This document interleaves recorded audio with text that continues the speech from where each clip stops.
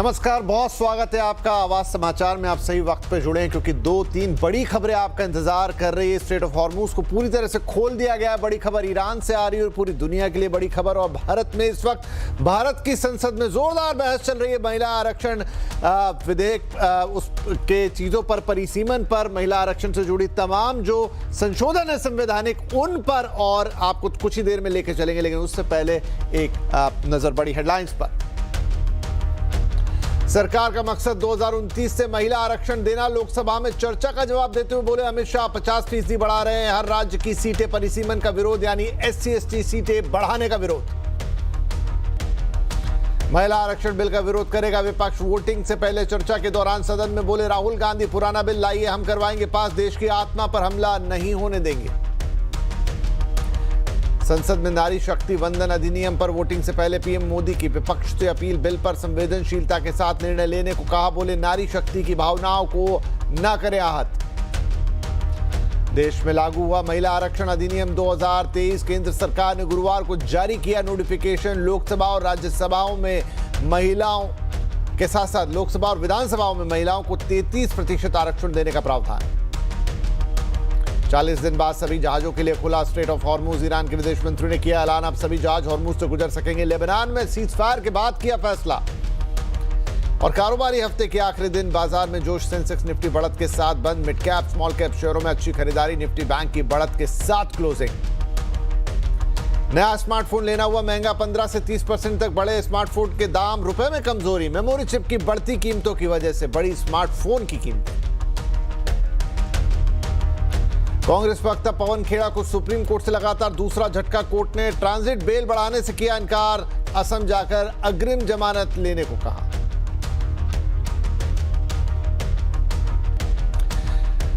तो इससे पहले कि हम आपको लेकर चले संसद में परिसीमन पर, महिला आरक्षण पर, संसद में इस वक्त रण की स्थिति है और आज लगातार संवाद हुए। प्रधानमंत्री बोले, राहुल गांधी बोले और इस वक्त देश के गृह मंत्री इस पर अपनी बात रख रहे हैं। तो सीधे चलते हैं लोकसभा और सुनते हैं क्या हो रहा है। ये रिकॉर्ड में क्लियर करना चाहता हूं मान्यवर, जब ये लोकसभा में आया तब सरकार को समर्थन देने वाली पार्टियों ने इसका विरोध किया।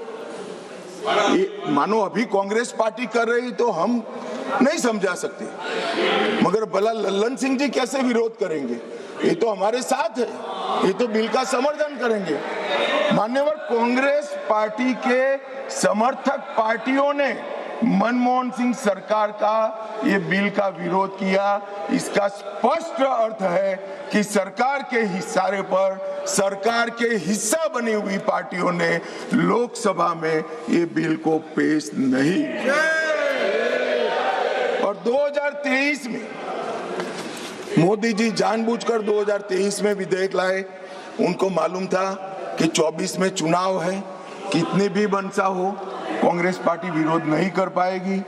तो कांग्रेस पार्टी के समर्थन से, सर्वानुमत से यही सदन जब नवाब बना, सबसे पहला नारी शक्ति वंदन अधिनियम पारित हो और राज्यसभा में भी होगा। तो मान्यवर, हम तो मानते थे कि अब हो गया, मगर जब इम्प्लीमेंटेशन कराने में आए तो किंतु, परंतु, मगर, अगर ये सारी चीजें छोड़कर आज फिर से विरोध कर रहे हैं। 5वीं बार इंडिया अलायंस की पार्टियां विरोध कर रही है। मान्यवर, ये देश की महिलाएं कभी नहीं, जब ये चुनाव में जाएंगे महिलाओं का आक्रोश उनको सामना करना पड़ेगा और रास्ता नहीं मिलेगा।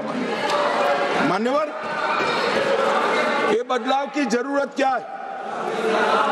पहली लोकसभा में 22 महिला सदस्य चुनकर आए, छठी में 19 आए, 8वीं में 44 आए, 14वीं में 51 आए, 17वीं में रिकॉर्ड 78 महिला सदस्य चुनकर आए और 18वीं में 75 महिला सदस्य चुनकर आए। मान्यवर, ये आंकड़े जो है वो हमारी माताओं बहनों की राजनीति में हिस्सेदारी लेने की उत्सुकता को प्रदर्शित करते हैं। यहाँ पर महिला सांसदों ने, आपने कई बार मौका भी दिया, आज भी दिया, बहुत अच्छा प्रदर्शन किया। बिल के विषय पर बोलकर, जो विषय पर चर्चा हो इस पर बोलकर बहुत अच्छा प्रदर्शन किया है मान्यवर। तो लोकसभा में इस वक्त गृह मंत्री अमित शाह अपनी बात रख रहे हैं महिला आरक्षण बिल पर, परिसीमन पर, और जोरदार तरीके से ये पूरी बहस चल रही है इस वक्त संसद के अंदर। दोबारा आपको लेकर चलेंगे आगे, इस पर वोटिंग भी होनी है और पूरे देश की नजर है इस पर कि क्या आज ये बिल संसद से पारित हो, ये जो तीनों अधिनियम है संसद से पारित हो पाते हैं क्या, उसी पर महिला आरक्षण बिल बहुत हद तक निर्भर करेगा। वापस चलेंगे, लेकिन उससे पहले एक और बड़ी खबर जो आपकी स्क्रीन पर इस वक्त है, डाउ जोन्स यानी कि अमेरिकी बाजारों में करीब 600 पॉइंट की तेजी, नैस्डैक में भी 200 पॉइंट की तेजी। लेकिन ये तेजी क्यों आ रही है? ये तेजी इसलिए है क्योंकि ईरान ने ऐलान कर दिया है कि स्ट्रेट ऑफ हॉर्मुज को पूरी तरह से खोल दिया गया है। डोनाल्ड ट्रंप साहब, अमेरिका के राष्ट्रपति, उन्होंने भी ट्रुथ सोशल पर अभी ये ऐलान किया है कि ईरान ने ये ऐलान किया है कि स्ट्रेट ऑफ हॉर्मुज को पूरी तरह से खोल दिया गया है। सबसे बड़ा गतिरोध जो था, ऐलान भी हो गया था यहां सीज फायर का, लेकिन बात अटक गई थी स्ट्रेट ऑफ हॉर्मुज पे, वो जगह जिससे दुनिया के तेल का बड़ा हिस्सा जाता है, वो रूट, वो सी रूट, और अब ईरान ने कहा है कि उसको खोल रहे हैं। भारत के लिए भी अच्छी खबर है। अच्छा, आप देखिए कि इस वक्त अमेरिकी बाजारों में भी तेजी है, नैस्डैक 200 पॉइंट ऊपर, डाउ जोन्स करीब 600 पॉइंट ऊपर। कच्चा तेल $90 के नीचे जा चुका है। ब्रेंट की आप देखिए यहां $90 से नीचे फिसल चुका है, और इसके उलट सोने में एक तेजी देखी जा रही है। गोल्ड में सडन स्पाइक, करीब 1.25% की तेजी के साथ अब गोल्ड कारोबार कर रहा है। तो ये एक साथ इस अनाउंसमेंट के बड़े इंपैक्ट आए हैं। आप चाहे अमेरिकी शेयर बाजारों पे देखें, वहां जोरदार तेजी आ गई है।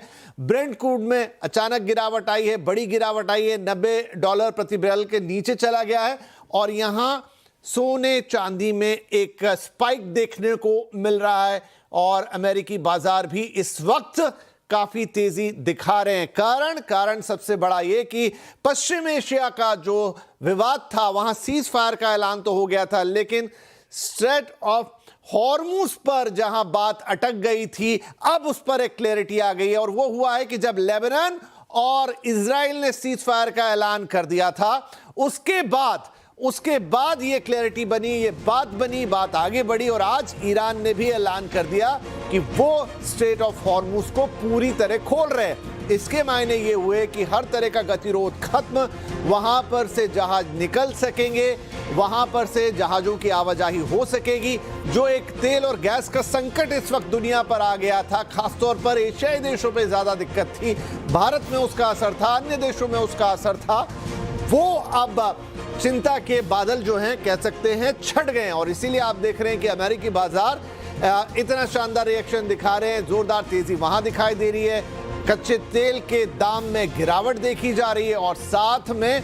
सोने में कुछ उछाल देखा जा रहा है। तो इसके बहुआयामी इंपैक्ट एक साथ आपको दिखाई दे रहे हैं। इस वक्त की बड़ी खबर और स्ट्रेट ऑफ हॉर्मुज को खोलने का ऐलान, डोनाल्ड ट्रंप ने भी तस्दीक की है उसकी, और ईरान ने ये ऐलान किया कि स्ट्रेट ऑफ हॉर्मुज अब पूरी तरह से खोल दिया गया है। हमारे संवाददाता लक्ष्मण रॉय हमारे साथ हैं। तो लक्ष्मण, ये स्ट्रेट ऑफ हॉर्मुज ओपन कर दिया गया है। अब इसमें एक इंपॉर्टेंट बात ये होगी कि जिस तरह की बात ईरान ने पहले कही थी कि क्या वो उस पर एक फीस वसूलेगा, $2 लाख की बात थी या जो भी फीस थी, क्या वो क्लॉज अभी भी है, या ये अब फ्री, जैसे उससे पहले युद्ध के पहले की जो स्थिति थी, फ्री टू ऑल ओपन हो चुका है? बिल्कुल, जिस तरीके से युद्ध की पहले स्थिति थी वैसे ही स्थिति अब हो गया है। जितने भी कमर्शियल शिप हैं, जहाज हैं, वो सब अब जा सकेंगे, आ सकेंगे। और वहां पे आपको बता दूं कि पश्चिमी हिस्से में, स्ट्रेट ऑफ हॉर्मुज के पश्चिमी हिस्से में बहुत सारे जहाज थे जिस पे क्रूड ऑयल लदा हुआ था, जिस पे एलएनजी लदी हुई थी, उसके कंटेनर थे, वो सारे फंसे हुए थे, क्योंकि उनको डर था इस बात का जाएंगे तो कहीं पे माइंस बिछा हुआ, पता नहीं माइंस कहाँ पे बिछा हुआ है, कहाँ पे सिक्योरिटी की चिंता थी। तो वो अब सब कुछ हो सकेगा। वहां से सारे शिप जो उस पार हैं वो भारत की तरफ आ सकेंगे, दुनिया स्ट्रेट ऑफ हॉर्मुज के पूर्वी हिस्से में आ सकेंगे, और जो खाली कंटेनर वाले शिप हैं वो भी उधर जा सकेंगे, ताकि वहां से एलएनजी लेके आया जा सके, क्रूड ऑयल लेकर आया जा सके। तो स्ट्रेट ऑफ हॉर्मुज जो करीब 33 किलोमीटर का पूरा दायरा है वो पूरी तरह से खुल गया है और इसमें अब किसी भी तरह की कोई पाबंदी यहां पर नहीं है और जितने भी कमर्शियल शिप का आवागमन है वो होता रहेगा। इसमें केवल सिर्फ एक पेच ये है कि जो अमेरिकी राष्ट्रपति डोनाल्ड ट्रंप ने ट्रूथ सोशल पर पोस्ट किया अभी उसमें इन्होंने कहा है कि उनके जो नेवल बैरिकेड है, उनकी जो नाकेबंदी है वो नाकेबंदी जारी रहेगी। वो नाकेबंदी जारी रहने का मतलब यह है कि ईरान के पोर्ट से ईरान का कच्चा तेल लेकर के कोई शिप नहीं आ पाएगा। यह दरअसल एक तरीके से ईरान पर दबाव बनाने की एक रणनीति है। लेकिन ईरान के अलावा उस स्ट्रेट ऑफ हॉर्मुज के पश्चिमी हिस्से में बहुत सारे देश हैं, खाड़ी के देश हैं जिनके पोर्ट हैं और वहां से ईरान के अलावा दूसरे देशों के, सऊदी अरब के सबसे ज्यादा हैं, वहां से आते हैं कच्चा तेल। उस कच्चे तेल के आवागमन पर अब कोई पाबंदी नहीं रहेगी, वो आ सकेगा। सिर्फ एक जो अभी तक साफ नहीं हो पाया है, स्ट्रेट ऑफ हॉर्मुज तो खोल दिया गया है, लेकिन स्ट्रेट ऑफ हॉर्मुज के नीचे जो माइंस बिछी हुई थी वो माइंस कहां बिछी हुई है, किस रूट पे बिछी हुई है, इसका पता नहीं लग पाया था। तो ये किस तरीके से वो निकलेगा, किस रूट से निकलेंगे जहाज, वो एक बड़ा कंसर्न रहेगा। हालांकि ईरान ने एक रास्ता बताया था कि इस रास्ते में माइंस नहीं बिछी है, इस रास्ते से आप सारे जहाज को लेकर के आ सकते हैं, तो वो एक रास्ता अपनाया जाएगा। इस बीच यूरोपियन देशों ने यह ऑफर किया था कि हम उस पूरे माइंस को हटाने में मदद कर सकते हैं, हमारी सेना इसमें सक्षम है, तो वो भी एक काम आगे बढ़ सकेगा। तो स्ट्रेट ऑफ हॉर्मुज पूरी तरह से खुल गया है। आवागमन के लिए तकनीकी तौर पर रास्ता पूरी तरह से खुल गया है जैसे ईरान वॉर से पहले था, लेकिन सामान्य तरीके से ट्रैफिक सुचारू होने में थोड़ा सा वक्त लग सकता है। जैसा कि मैंने कहा, उसमें एक माइंस वाली एक समस्या आएगी और दूसरा जो नाकेबंदी यूएस ने की है वो एक समस्या आएगी। यानी जब तक कि पूरी तरह से वॉर खत्म होने पर सहमति नहीं बन जाती, यूएस एक दबाव बनाने की रणनीति यहां पर बना रहा है, जो मुझे उनके ट्रंप के बयान से लग रहा है। लेकिन सबसे बड़ी चिंता जो है, ईरान वॉर से ज्यादा बड़ी चिंता थी स्ट्रेट ऑफ हॉर्मुज का बंद होना। वो स्ट्रेट ऑफ हॉर्मुज पूरी तरह से खुल गया है और ये ऐलान खुद ईरान के राष्ट्रपति ने किया है, अपने आप पे एक बड़ी बात है। बहुत शुक्रिया लक्ष्मण इस अपडेट के लिए। और साथ में बस एक इतना कि इसमें एक शर्त यह है कि ये तब तक है जब तक सीज फायर है, लेकिन हम मानते हैं कि यहां से आगे सीज फायर पर प्रगति ही होगी, कोई इस तरह की डिरेलमेंट आती हुई दिखाई नहीं देगी। उधर लेबनान और इजराइल भी मान गए। बहुत शुक्रिया। वह एक बार अपडेट दे देता हूं, ब्रेंट क्रूड $90 के नीचे 10% की गिरावट के साथ। गिफ्ट निफ्टी भी अभी आपके सामने दिखाया गया था, करीब 450 पॉइंट की तेजी वहां। अमेरिकी बाजारों में जोरदार तेजी, सोने में भी एक बार चमक लौटती दिखाई दे रही है। तो मल्टीपल इंपैक्ट इस खबर के तुरंत आए हैं जैसे ही ईरान की तरफ से ये ऐलान आया है कि स्ट्रेट ऑफ हॉर्मुज को उन्होंने खोल दिया है। हालांकि कुछ कंसर्न जैसा अभी लक्ष्मण बता रहे थे, और फिलहाल जब तक सीज फायर है तब तक ये ओपन। लेकिन पूरे की पूरी फ्रेटर्निटी में एक पॉजिटिव नोट, 350 पॉइंट से गिफ्ट निफ्टी ऊपर, बहुत तेजी अमेरिकी बाजारों में, और साथ में ब्रेंट क्रूड में 10% से ज्यादा की गिरावट और सोने में बड़ा। तो ये बड़ी खबर इस वक्त की। अब दूसरी बड़ी खबर की तरफ आपको दोबारा लेकर चलते हैं, फिर रुक करेंगे भारतीय लोकसभा का, जहां पर गृह मंत्री अमित शाह, महिला आरक्षण, परिसीमन, इन तमाम जो संविधान संशोधन विधेयक इस समय है उस पर अपनी बात रख रहे हैं। कुछ ही देर में वोटिंग भी होगी। अनुच्छेद 81(2) भी, उसको भी कोई बदलाव के बगैर हम कह रहे हैं, इसका जिक्र मैं बाद में करूंगा। अनुच्छेद 81(3) में जनसंख्या को नवीन जनगणना के अनुसार परिभाषित करने का जो है, उसमें हम प्रोविजो क्लॉज लगाते हैं और इसको समाप्त करते हैं। इसके साथ 170A जो राज्य विधानसभाओं की न्यूनतम और अधिकतम सीटों को निर्धारित करता है, उसको 10 का 10 रखते हैं।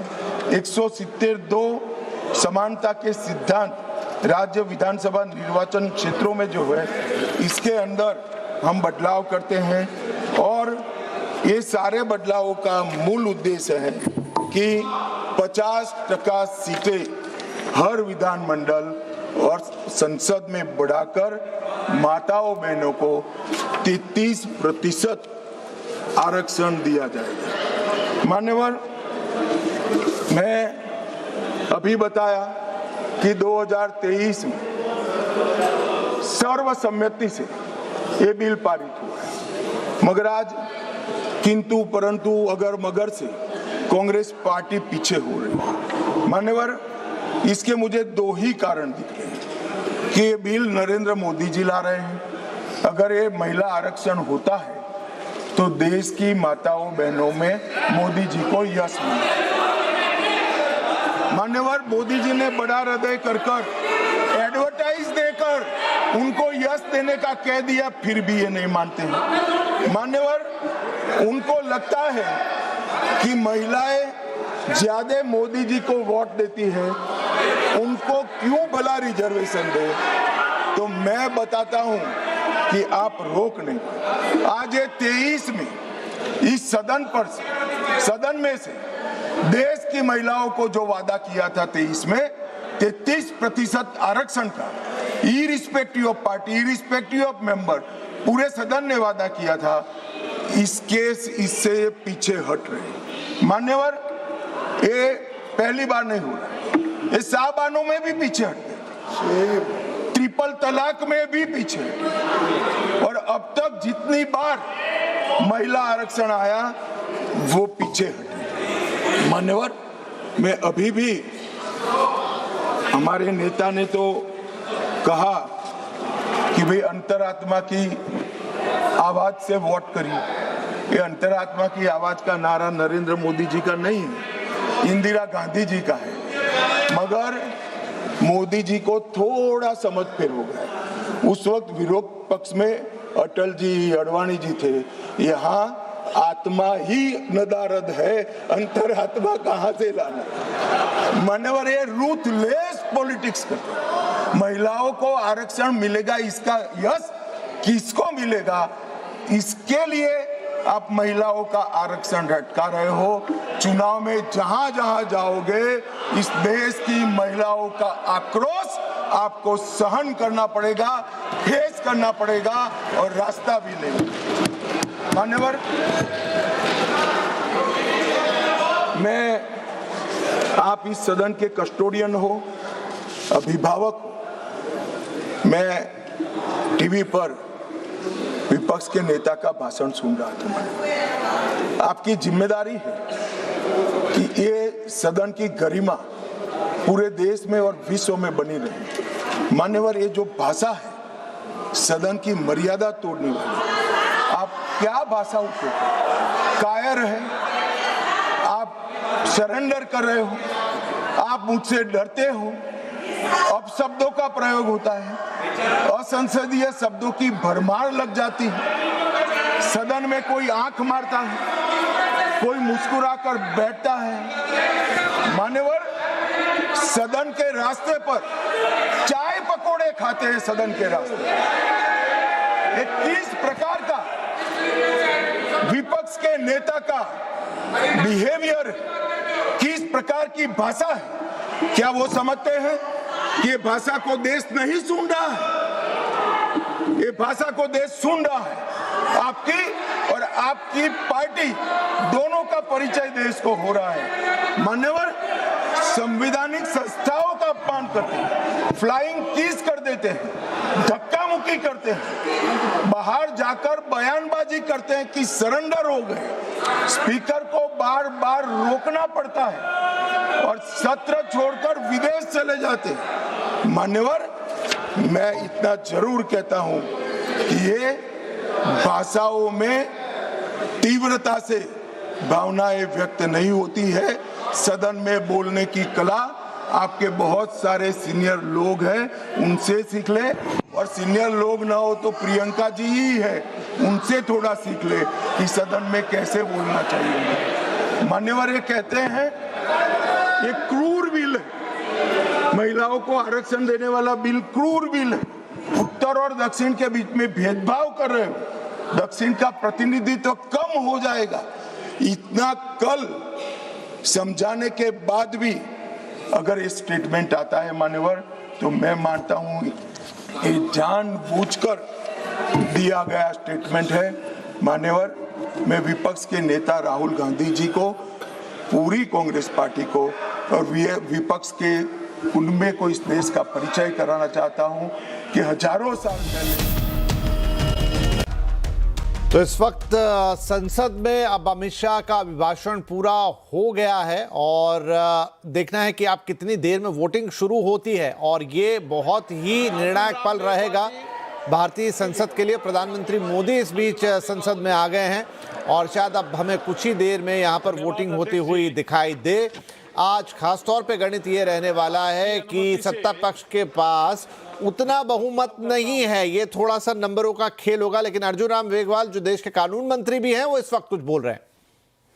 संविधान 131वां संशोधन विधेयक 2026 पर विचार किया जाए।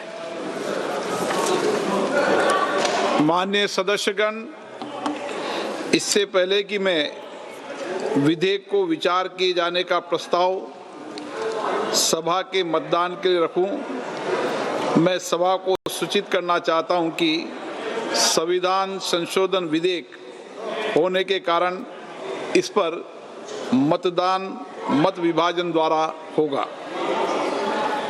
लॉबियां खाली कर दी जाए।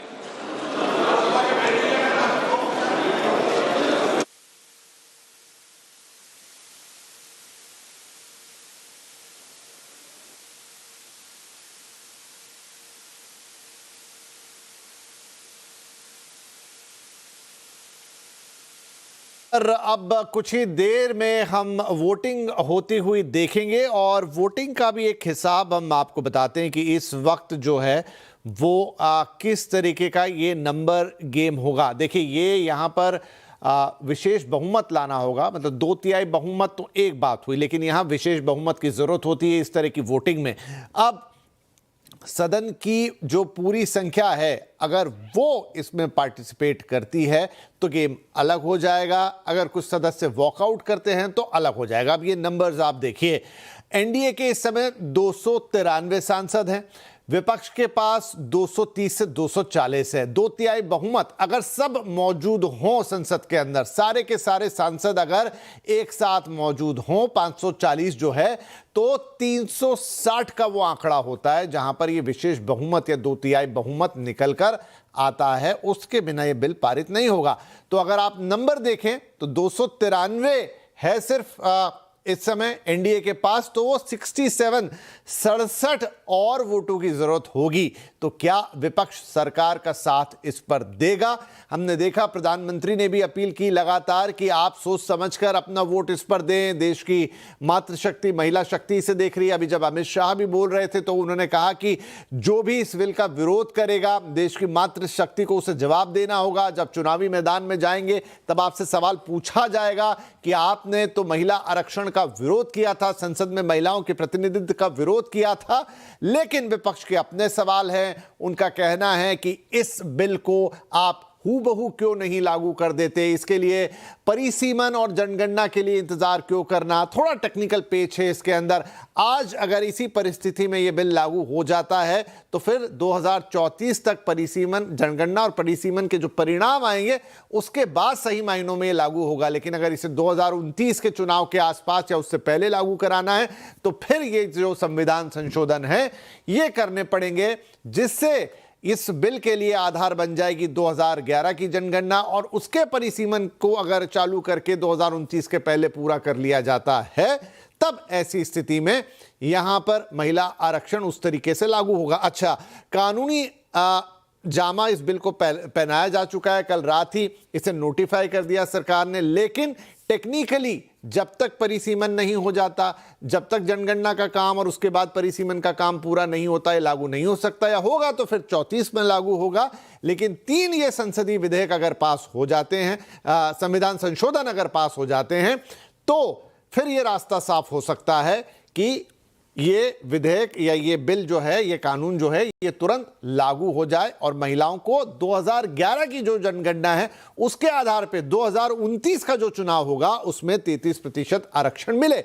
दक्षिण के राज्यों की एक चिंता थी कि ये परिसीमन के कारण उनकी जो संख्या बल है वो कम हो जाएगी, वो उनका प्रतिनिधित्व कम हो जाएगा। लेकिन अभी जब गृह मंत्री बोल रहे थे तो उन्होंने कहा, उन्होंने नंबर्स भी चर्न करके बताए कि नहीं, ऐसा नहीं होगा। इनफैक्ट पहले के मुकाबले थोड़ा बढ़ जाएगा। उन्होंने कहा कि हम जनगणना के आधार पर नहीं करेंगे, हम अनुपातिक, यानी आज जो अनुपात है आपका संसद के अंदर दक्षिण के राज्यों का, उस आधार पे करेंगे। और उस आधार पे भी उन्होंने कहा कि पहले के मुकाबले थोड़ा बड़ा हुआ ही नजर आएगा। एक और बात यह थी कि क्या इसको संविधान में, इस मसौदे में शामिल किया जा रहा है, ये मौखिक एक सिर्फ आश्वासन है। तो उन्होंने कहा कि हम इसको डालेंगे भी, लेकिन फिर भी विरोध के स्वर आते रहे। लेकिन अब असली अग्नि परीक्षा यहां होगी सरकार की कि क्या संसद में वोटिंग के दौरान अब यह बिल पास हो पाता है।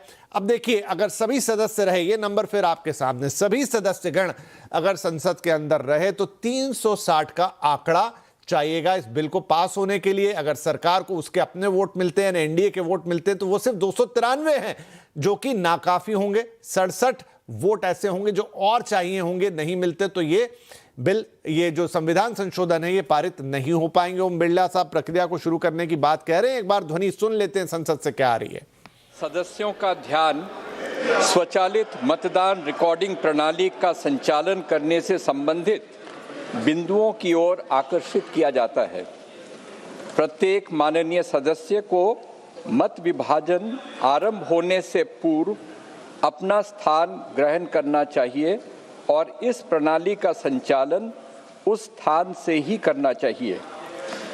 जब माननीय अध्यक्ष अब मत विभाजन बोलेंगे तो महासचिव मतदान बटन को एक्टिवेट करेंगे और इसके साथ साथ गोंग की ध्वनि सुनाई देगी।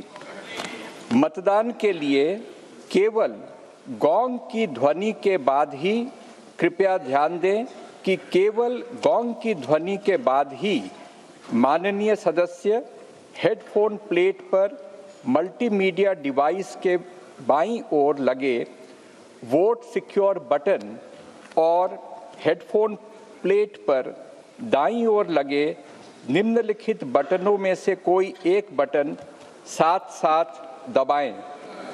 हाँ, हरे रंग के स्टिकर के नीचे, नहीं लाल रंग के स्टिकर के नीचे। मतदान में भाग नहीं लेना, पीले रंग के स्टिकर के नीचे। गोंग ध्वनि दूसरी बार सुनाई देने तक दोनों बटनों को दबाए रखना अनिवार्य है। माननीय सदस्य कृपया नोट करें कि उनके मत दर्ज नहीं होंगे यदि बटनों को पहली गोंग ध्वनि सुनाई देने से पहले दबा दिया जाता है या दोनों बटनों को दूसरी गोंग ध्वनि सुनाई देने तक एक साथ दबाकर नहीं रखा जाता है। माननीय सदस्य दूसरी गोंग ध्वनि के कुछ सेकंड के पश्चात अंतिम परिणाम वास्तव में देख सकते हैं। माननीय सदस्य माननीय अध्यक्ष के आसन के किसी भी तरफ संस्थापित व्यक्तिगत परिणाम डिस्प्ले बोर्डों पर, मल्टीमीडिया डिवाइस पर और हाँ, नहीं, मतदान में भाग नहीं लेने वाले बटन, जैसा भी मामला हो, पर अपने मत की जांच कर सकते हैं। मत दर्ज नहीं होने की दशा में अथवा यदि कोई सदस्य अपने मत में परिवर्तन करना चाहते हैं तो वे पर्ची के माध्यम से मतदान की मांग कर सकते हैं। Kind attention of honorable members is invited to the points in the operation of the automatic vote recording system. Before a division starts, every honorable member should occupy his or her own seat and operate the system from that seat only. When the honorable speaker says, "Now division," the Secretary General will activate the voting button and a gong sound will be heard simultaneously. For voting, only after the sound of the gong, repeat, only after the sound of the gong, honorable members may simultaneously press the vote secure button towards the left side of the multimedia device on the headphone plate and any one of the following buttons fixed on the right side of the headphone plate. For yes, below green color sticker, no, below red color sticker, abstain below yellow color sticker. It is essential to keep both the buttons pressed till another gong is heard. Honorable members may please note that their votes will not be registered if buttons are kept pressed before the first gong, or both buttons are not kept simultaneously pressed till the second gong. Honorable members can actually see the final result after a gap of a few seconds after the second gong. Honorable members can check their vote on individual result display boards installed on either side of Honorable Speaker's chair, the multimedia device, and also on the yes, no, abstain button as the case may be. In case vote is not registered, or if any member wishes to change their vote, they may call for voting through slips.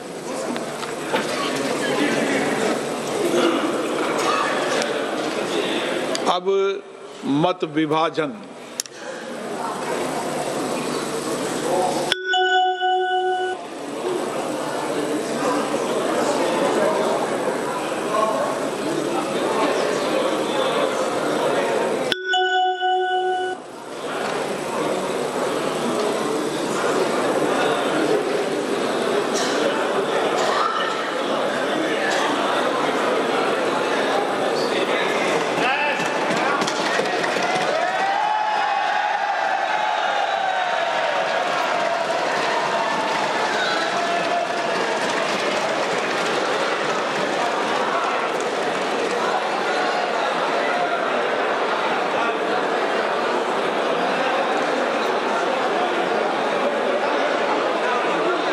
इस वक्त और 211 विपक्ष में, abstain 0, कुल 489।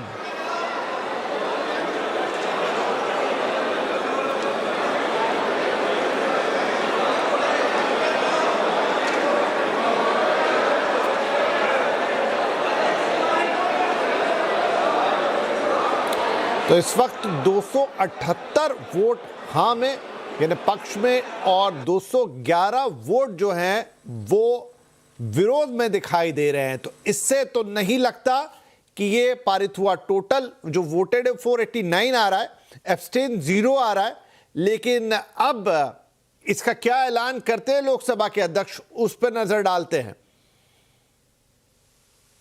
फिर भी जो आंकड़ा है यानी कि पूरा सदन यहां पर स्थापित है, तो ये होना चाहिए 360 का, जो इस बिल को पास होने के लिए जरूरी है।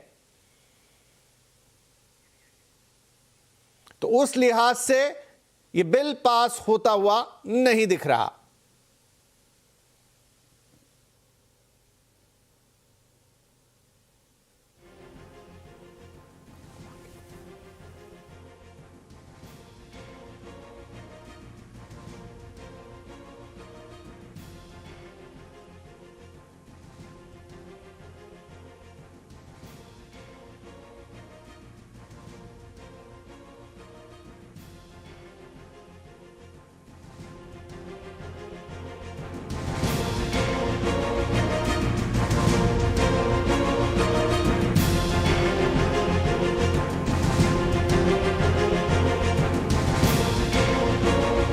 इस वक्त अब ये देखिए 3 संविधान संशोधन हैं। ये वोटिंग हुई है पहले के लिए, और उसमें जो 131वां संविधान संशोधन है वो फिलहाल जो नंबर्स हमें दिखाई दिए उस हिसाब से पारित नहीं हुआ। 360 यानी 2/3 अगर पूरा जो सदन और जो वोटिंग हुई है वो सभी लोगों ने की है, यानी पूरा सदन वहां पर उपस्थित है, फुल अटेंडेंस है, 360 का आंकड़ा चाहिए था। एनडीए के पास अपने 293 सांसद थे, विपक्ष का 230-240 का नंबर था और बहुमत के लिए 360 चाहिए था। लेकिन यहां पर जो फर्स्ट राउंड ऑफ वोटिंग हुई पहले संशोधन के लिए, उसमें 278 ही वो पहुंचा है।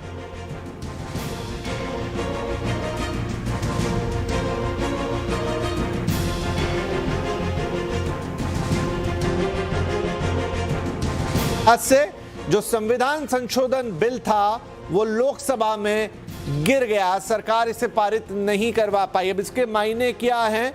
जब ये बिल गिर गया है तो जो महिला आरक्षण कानून है उसका लागू होने का रास्ता रुकता है। कैसे रुकता है?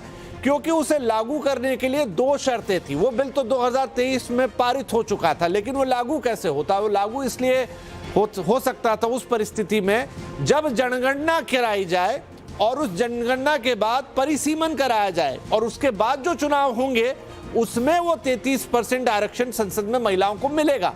और ये जो संविधान संशोधन था ये रास्ता निकाल रहा था, क्योंकि इस वक्त तो जनगणना लेट हो चुकी है, अब तो शुरू हुई है, 2027 में वो खत्म होगी। उसके बाद परिसीमन की जो प्रक्रिया है वो भी अपने आप में लंबी प्रक्रिया होती है। तो ये संशोधन रास्ता खोल सकता था कि अगर 2011 की ही जनगणना को आधार मान लिया जाए तो उसके आधार पर परिसीमन की प्रक्रिया शुरू कर दी जाए, ताकि 2029 के चुनाव के पहले उस बिल को लागू या उस कानून को लागू कर दिया जाए, तो उस चुनाव के जो नतीजे निकलते उस हिसाब से 33% आरक्षण महिलाओं को मिलता। लेकिन चूंकि ये संविधान संशोधन बिल अब लोकसभा में गिर गया है तो महिला आरक्षण बिल उस हिसाब से अब लागू नहीं हो पाएगा। अगर वो अपनी स्वतः प्रोसेस के जरिए लागू होता है तो 2034 के चुनाव तक का इंतजार उसके लिए करना पड़ सकता है। लेकिन फिलहाल बड़ी खबर ये भारत की संसद से कि जो संविधान संशोधन विधेयक था जिसमें महिला आरक्षण का मामला था, परिसीमन का मामला था, और ये सब आपस में जुड़े हुए थे, एक दूसरे पे इंटरडिपेंडेंट थे। दक्षिण से आवाज आ रही थी कि आप महिला आरक्षण की आड़ में परिसीमन करके हमारी सदस्य संख्या कम करना चाहते हैं, हमारा जो बल है वो लोकसभा संसद में कम करना चाहते हैं, जिस पर सरकार ने अपने विचार रखे और एक गणित बताया कि ऐसा नहीं होने जा रहा है, हम आनुपातिक आधार पर आपको वो सीटें देंगे, और वो बढ़ता हुआ दिखाया उन्होंने। लेकिन फिलहाल संसद से ये वोटिंग, और बड़ी खबर इस वक्त की जो 131वां संविधान संशोधन था जिसके बाद ही महिला आरक्षण का रास्ता फिलहाल साफ होता 2029 के पहले, वो गिर गया है इस वक्त संसद के अंदर। सरकार 2/3 बहुमत नहीं जुटा पाई। छोटा सा ब्रेक।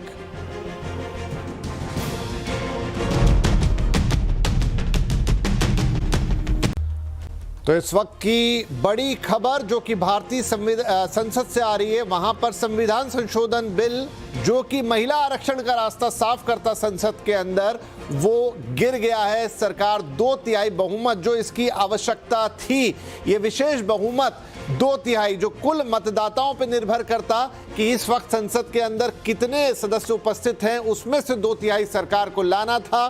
सदन फुल था, फुल मेजॉरिटी में था, और सरकार 2/3 बहुमत इस पर नहीं जुटा पाई। इस तरीके से ये संविधान संशोधन बिल जो कि 131वां संविधान संशोधन था जिसके जरिए परिसीमन का रास्ता साफ होता पिछली जनगणना के यानी 2011 की जनगणना के आधार पर, और फिर वो महिला आरक्षण का रास्ता साफ करता, लेकिन वो संसद में इस वक्त गिर गया है। ये इस वक्त की सबसे बड़ी खबर है। और अब हमारे साथ जुड़ गए हैं वरिष्ठ पत्रकार संजय सिंह जी। संजय, बहुत स्वागत है आपका। देखिए, आई थिंक ये सरकार के लिए पूरे उसके जो 10-12 वर्ष का कार्यकाल है उसमें का शायद ये बहुत ही रेयर मौका है जब वो कोई ऐसा महत्वपूर्ण बिल अपने दम पर पास नहीं करा पाई। डेफिनेटली नंबर शॉर्ट था, लेकिन एक ये था कि सरकार शायद विपक्षी दलों को मना लेगी, लेकिन ऐसा हो नहीं पाया और अंततः ये बिल गिर गया है। तो अब इसके क्या सीधे सीधे मायने हैं? क्या महिला आरक्षण फिलहाल के लिए होल्ड पर चला गया? आगे इसका क्या होगा? और अब जब लोकसभा में गिर गया तो राज्यसभा के कोई मायने बचते हैं? वहां पर भी हालांकि मेजॉरिटी नंबर शॉर्ट है। आप सही कह रहे हैं विपिन जी। सबसे कंटेंशियस अभी तक की मोदी सरकार में जो बिल आया था वो धारा 370 का था, और उतना कंटेंशियस बिल भी पास हो गया था। तो और ये गिरना मोदी सरकार के लिए आप इस समय वर्तमान में ये कह सकते हैं कि एक झटका है, लेकिन इसका पॉपुलर परसेप्शन में जो चीज जाएगी, जिस चीज को अमित शाह बार बार स्ट्रेस कर रहे थे कि गांव में, शहर में, मोटोले में, मोहल्ले में, जगह जगह पे ये बात वो लेकर के जाएंगे, और वो ये नहीं अभी कह रहे थे वो लेकर के जाएंगे, स्वतः ये बात जाएगी कि महिला आरक्षण बिल के अगेंस्ट जो महिलाओं को 33% संसद में, विधानसभा में आरक्षण देने की बात थी, तो वो कांग्रेस और उसके तमाम सहयोगी दल जो इंडिया अलायंस के अंदर है वो इसके विरोधी है। ये देखिए, अब यहाँ से ये नैरेटिव का एक और शुरू हो जाएगा कि एक तरफ ये कहेंगे कि हमने संसद को बड़ा बनाया, नया संसद में जगह इतनी क्रिएट की जिसमें कि हमने 33% महिलाएं आएंगी, प्लस जो स्टेट्स का डिलिमिटेशन के बाद 50% वो सीटें बढ़ेंगी, तो उसके लिए हमने पहले से व्यवस्था कर रखी थी, और 2023 में हम वो बिल भी लेकर के आए थे। लेकिन वो इम्प्लीमेंट नहीं हो सकता क्योंकि ये तमाम दल जो है वो महिला विरोधी हैं, ये इनका आर्गुमेंट होगा। दूसरी तरफ एक और भी चीज है कि विपक्ष जो बात कह रहा था कि बार-बार कि हमारे नॉर्थ और साउथ का एक डिवाइड लाने की बात थी, ये एक बहुत अनफॉर्चुनेट चीज है कि बार-बार एक नॉर्थ और साउथ के डिवाइड की बात इस देश के अंदर उठती है। एक चीज सरकार की तरफ से गृह मंत्री द्वारा बार-बार क्लियर किया गया कि उनका रिप्रेजेंटेशन कहीं भी कम नहीं हो रहा है। जो 24% के आसपास का पहले था उतना ही है, दशमलव में मतलब 8-10 पॉइंट 10 के आसपास इजाफा ही था। लेकिन बहरहाल जितना वहां था उतना ही है, उसमें कोई घटने या बढ़ने की चीज नहीं है। एक चीज और भी इम्पोर्टेंट थी कि जब केसी वेणुगोपाल कहे कि इस पे आप रिटर्न को दीजिए कि ये 50% संविधान के संशोधन में कि हर स्टेट का बढ़ेगा। कि संविधान संशोधन में तो टोटल की बात कही जा सकती थी। जब गृह मंत्री या मोदी सरकार उस चीज के लिए राजी हो गई तो वो बैकआउट कर गए।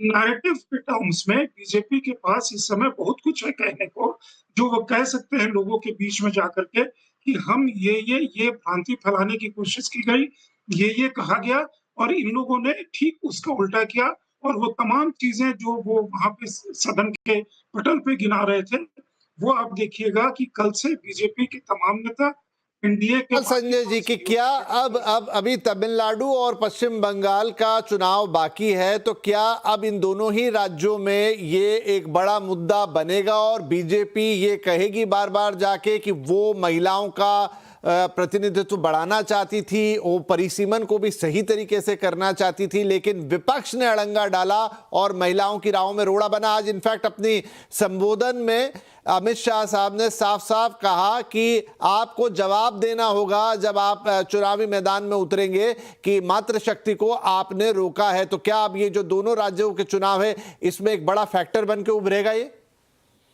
जी, आप बहुत सही सवाल उठा रहे हैं। देखिए, तमिलनाडु और वेस्ट बंगाल के फर्स्ट फेज के चुनाव में अब समय कैंपेन के टर्म्स में ज्यादा शोर करने के संदर्भ में बचा नहीं, लेकिन इसका दूसरा पहलू है, चुनाव के बीच में एडवर्टीजमेंट एक दिन पहले आ सकता है। मेरे ख्याल में वो कोड ऑफ कंडक्ट पे नहीं आता। दूसरी चीज ये है कि वर्ड टू माउथ या सोशल मीडिया में या डिजिटल प्लेटफॉर्म्स पे ये चर्चा हो सकती है। आप कैंपेन नहीं कर सकते, लेकिन वहां पे ये चर्चा हो सकती है। वेस्ट बंगाल का सेकंड फेज अभी बाकी है, जिसमें ज्यादा सीटें जा रही हैं निश्चित रूप से। और तब भी वहां जिस समय तृणमूल कांग्रेस ये कहती है या उनके बाकी जो सहयोगी हैं ये कहते हैं कि महिला मुख्यमंत्री है और महिलाओं की हितैषी है, तो ये बहुत बड़ा एक टूल होगा, एक बहुत बड़ा एमुनिशन होगा बीजेपी के पास उस चीज को काउंटर करने के लिए और उनके ऊपर सवालिया निशान लगाने के लिए कि आप देखिए महिलाओं की हितैषी नहीं है। वेस्ट बंगाल में और भी तमाम इश्यूज हैं जिसके कारण वो कह रहे हैं कि ममता बनर्जी महिला होते हुए महिलाओं के साथ नहीं है, जिसमें तमाम उन इश्यूज में इस समय नहीं जाते, लेकिन इसको उठा करके वो जरूर लेकर के जाएंगे। और इसमें देखिएगा कि अभी से जैसे संसद के बाहर लोग आएंगे वो बाइटें होंगी और उसमें किस तरह के स्वर मुखर होकर के आते हैं।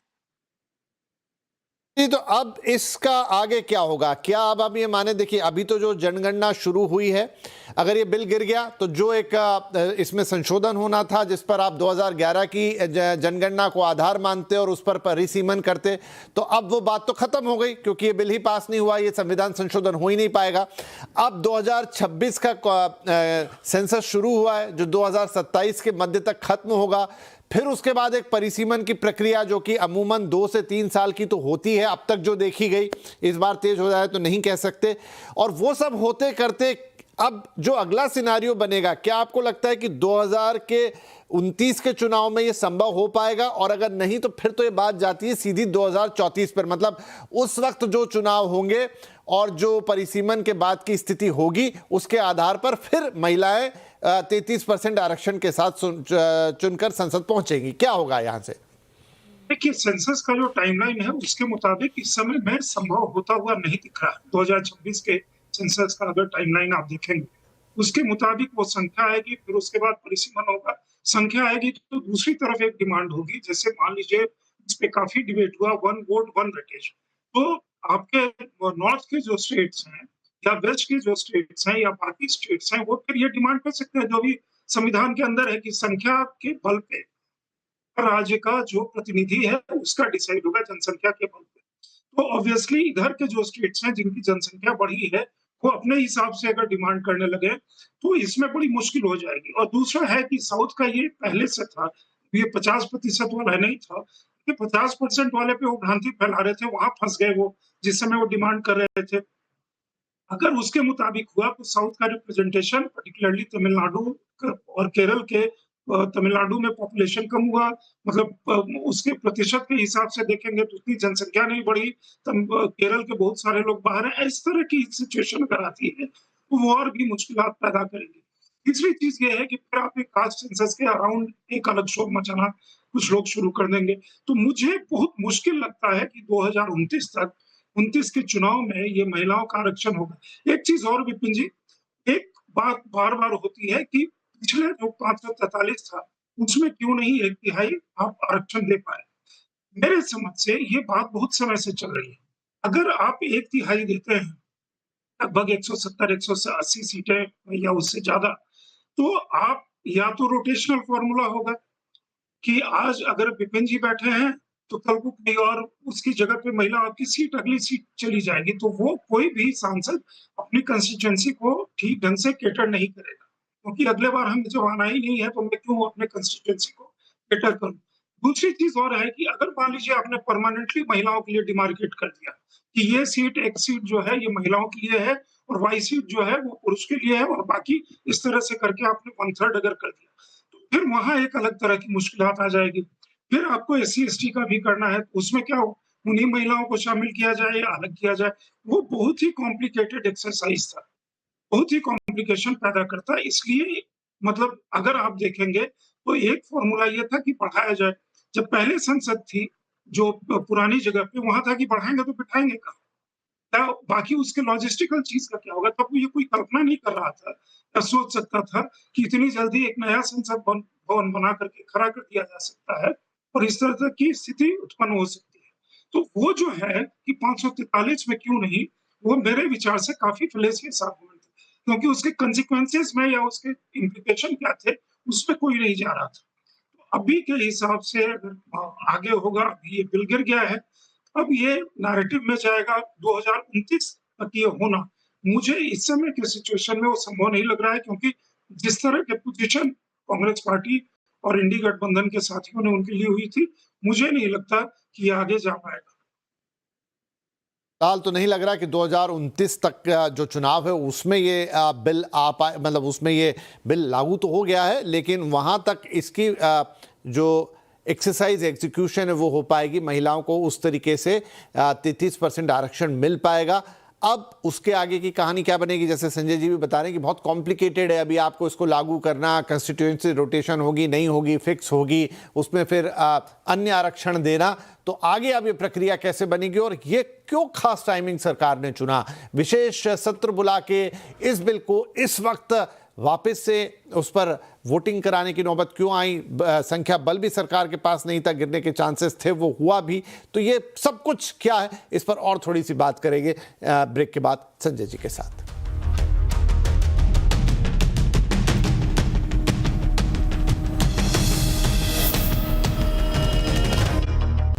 Welcome back. तो बड़ी खबर इस वक्त भारतीय संसद से ये कि संविधान संशोधन बिल जो था महिला आरक्षण का रास्ता साफ करने वाला, वो फिलहाल संसद में गिर गया है और आगे इसका कैसे रास्ता होगा उस पर हम लगातार बातचीत कर रहे हैं। संजय जी हमारे साथ बने। संजय जी, एक सवाल और कई लोगों के मन में है कि इस वक्त जब सरकार को अपना संख्या बल भी पता था और फिर एक विशेष सत्र बुला के उस पर महिला आरक्षण बिल की और फिर संविधान संशोधन की बात को लाना, इसके पीछे क्या सोच रही होगी? मुश्किल है इस सवाल के तह तक जाना समय, लेकिन दो सिचुएशन हो सकता है। एक तो ये ऐसा सोच करके समझ करके चल रहे होंगे कि कोई सीधा इसका विरोध करने का, अंत में देखिए एक पोजिशनिंग होती है और एक अंत में विरोध का स्वरूप होता है, जिसमें कुछ लोग एब्सटेन कर जाएं, कुछ लोग बाहर चले जाएं और वो जो टोटल संख्या है प्रेजेंट एंड वोटिंग वाली, वो संख्या कम हो जाए और वहां पे वोट हो जाए। दूसरा ये है कि उनको लग रहा था कि ये अगर मान लीजिए कि जिस तरह के विरोध की बातें काफी समय से, जिस समय ही डिलिमिटेशन की बात हुई थी, उस समय आप देखेंगे तमिलनाडु से काफी प्रखर विरोध उस महीने पहले से शुरू हो गया था और बाकी जगह से हो रहा था। एक चीज हो सकता है ये लग रहा हो कि अगर हम बिल नहीं पास करवा सकते इस समय में, तो फिर हम अपने हिसाब से नैरेटिव सेट करें, ताकि ये कहने को हो कि हम बिल लेकर के आए। हम इस तरह का संविधान में संशोधन हमें करना जरूरी था, क्योंकि ये सामान्य बिल नहीं है, संवैधानिक संशोधन है। 2/3 बहुमत हमें चाहिए था, वो बहुमत हमारे पास नहीं था। और ये बिल्कुल विरोधी, मतलब महिला उत्थान या महिला एम्पावरमेंट कहिए, सशक्तिकरण कहिए और महिला कल्याण है, इसके विरोध में ये पार्टियां हैं। और ये फिर लेकिन किंतु परंतु वाली चीजें ये लेकर के आ रहे हैं। तो एक वो सिचुएशन हो सकती है जिसमें बीजेपी काफी प्रखर है। आप जानते हैं, कोई भी चीज को सेट करने में, अपनी बात पहुंचाने में, उनका जो सोशल मीडिया है, उनका जो माउथ कैपेसिटी है, लोग जो ग्राउंड पे हैं, तो ये मुमकिन ही नहीं था कि ये बिल पारित हो। और मेरे ख्याल से हमारे देश के लोकतंत्र के लिए, हमारे देश की अखंडता के लिए ये एक बहुत बड़ी चीज है। मैम, कांग्रेस की क्या रणनीति होगी? जिस तरह वो कह रही है महिला विरोधी, बार-बार ही कह रही है कि महिला विरोधी चेहरा कांग्रेस का, मैम महिला विरोधी माइंडसेट की बात कर रहे हैं। जी, तो संजय जी जो आप बात कर रहे थे वो सवाल पूछे जाने लग गए। प्रियंका गांधी को आपने सुना और उसके बैकग्राउंड में जो सवाल आ रहे थे वो भी थे। देखिए, प्रियंका गांधी और राहुल गांधी को बहुत मुश्किल होगा ये जस्टिफाई करना कि हमने क्यों विरोध किया। आज सदन के अंदर भी देखेंगे आप, कल प्रियंका गांधी का भाषण देख लीजिए और आज राहुल गांधी का भाषण देख लीजिए। राहुल गांधी तो पता नहीं वहां मैजिशियन खोज रहे थे, कोई और किसी को खोज रहे थे, तमाम तरह की चीजों में चले गए, फिर वो इंडो यूएस डील पे जाना चाहते थे। तो राहुल गांधी के लिए, प्रियंका गांधी के लिए बहुत मुश्किल होगा ये कहना। पॉलिटिक्स परसेप्शन की लड़ाई है, परसेप्शन की लड़ाई में कौन कैसे निकल करके आता है। तो यहाँ एक ये भी चीज है कि मोदी को पर्टिकुलरली, भाजपा को पर्टिकुलरली, प्रधानमंत्री नरेंद्र मोदी को महिलाओं का बहुत समर्थन मिलता है, देशव्यापी समर्थन मिलता है। तो वहां पे पेनिट्रेट करके उनको अपनी बात पहुंचाना ज्यादा आसान है बनिस्बत की कांग्रेस पार्टी या उनके जो बाकी साथी घटक दल हैं, उनको ये बात पहुंचाना वो मुश्किल है। अभी से ये मुश्किलात शुरू हो जाएगी, जहां जाएंगे ये बात उनको कहना होगा, क्योंकि आप उसमें जाएंगे कि इनकी मंशा नहीं थी, इनकी डिलिमिटेशन नहीं थी, तो भाई वो कहेंगे हमने तो स्पेशल सेशन बुलाया 3 दिन का, स्पेशल सेशन सिर्फ इसीलिए बुलाया। और कल रात में मध्यरात्रि के बाद चर्चा हुई, आज दिन भर चर्चा हुई, राज्यसभा में इसके लिए समय रखा गया था। आप जो डिमांड कर रहे थे कि इसमें इस तरह का आप संविधान में, क्योंकि बिल्कुल आप सही कह रहे हैं, पर मेरा अब समय क्योंकि समाप्त हो गया है, लेकिन आप सही कह रहे हैं कि ये सवाल अब पूछा जाएगा लगातार और विपक्ष को इसका जवाब देना होगा कि उन्होंने इसका विरोध क्यों किया, जबकि उनकी लगातार सारी बातें शायद जो कह रहे थे, जो डर था, आशंका थी, वो मान ली थी। और ये 1-2 दिनों तक अब राजनीति इस पर गर्म होती हुई नजर आई है। इनफैक्ट उससे भी ज्यादा चुनावी माहौल तो इस वक्त चल ही रहा है। बहुत बहुत धन्यवाद संजय जी हमारे साथ जुड़ने के लिए और ये सारी बातें हमें एक्सप्लेन करने के लिए।